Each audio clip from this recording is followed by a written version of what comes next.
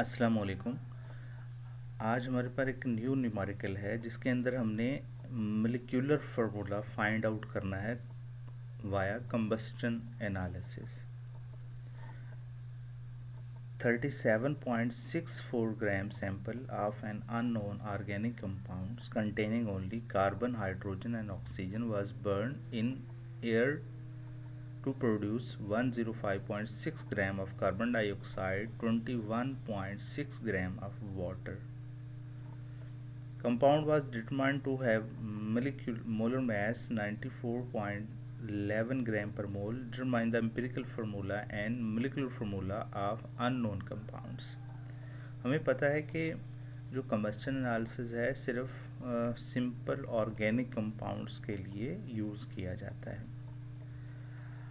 और इसके अंदर कार्बन डाइऑक्साइड और वाटर प्रोड्यूस होता है और इस वाटर से और कार्बन डाइऑक्साइड से की अमाउंट से ही हमने निकालना होता है एम्पिरिकल फार्मूला और इसके बाद हमने फाइंड आउट करना होता है मोलिक्यूलर फार्मूला।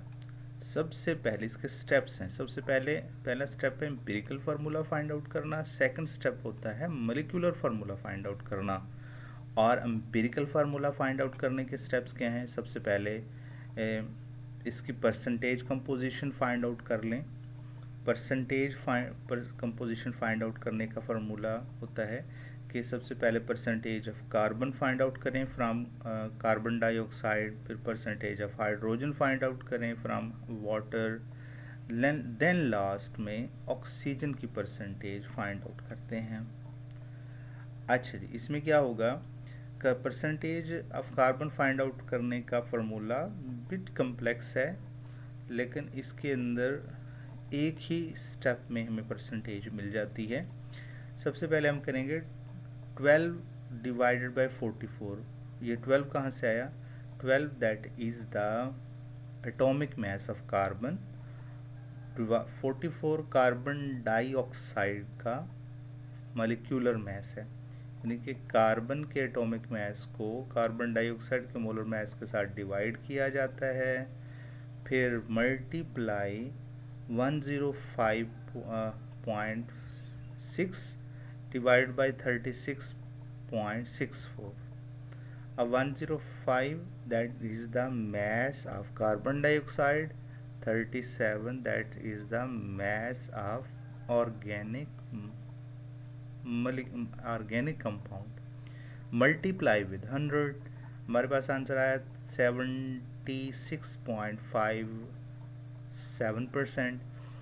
सिमिलरली हाइड्रोजन का अगर हम परसेंटेज फाइंड आउट करेंगे तो सबसे पहले हम करेंगे 2/80। 2 कहाँ से आया? 2 दैट इज़ द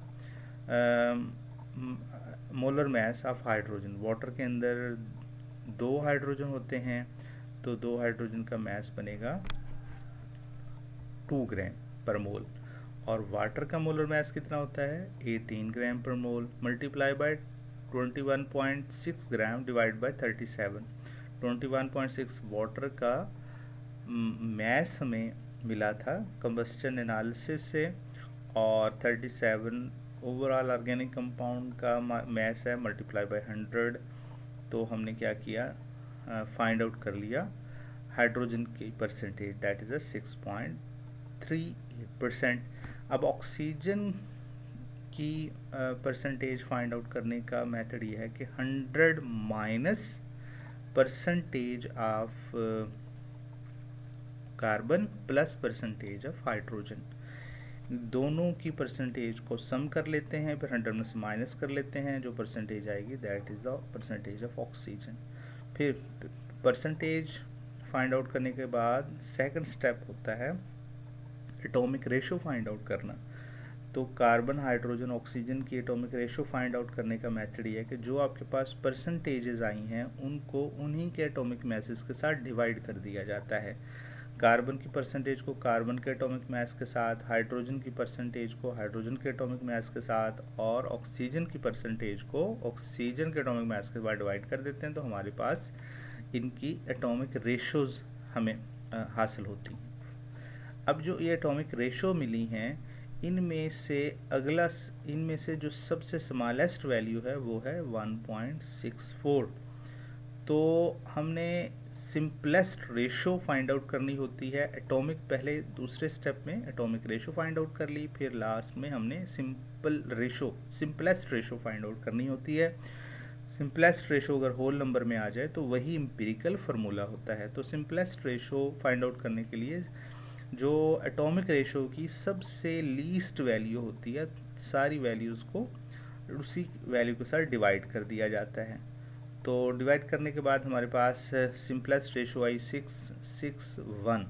तो ये होल नंबर्स में है, अगर ये होल नंबर में ना होती तो हमारा एक और स्टेप हमें करना था कि जब हमारे पास सिंपलेस्ट होल नंबर रेशो का जो आंसर है वो होल नंबर में ना आए, फ्रैक्शंस में आए, तो फिर हमें होल नंबर में चेंज करना होता है। यहाँ पे हमारे पास ऑलरेडी हमें मिल चुका है होल नंबर में, तो यही हमारा एम्पिरिकल फार्मूला है। कार्बन की रेशो, एटॉमिक रेशो 6 है, हाइड्रोजन की 6 है और ऑक्सीजन की 1 है, तो that is the empirical formula.